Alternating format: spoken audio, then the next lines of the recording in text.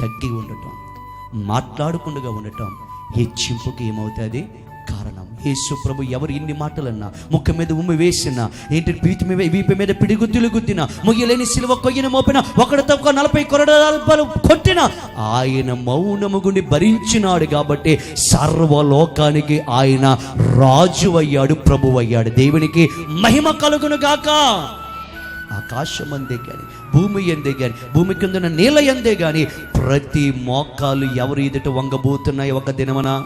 యేసు ఎదుట. ఎందుకంటే ఆ యేసు ప్రభు మేలు చేసిన వారు ఎన్ని నిందలు వేసినా సరే ఎలా ఉన్నాడు ఆయన?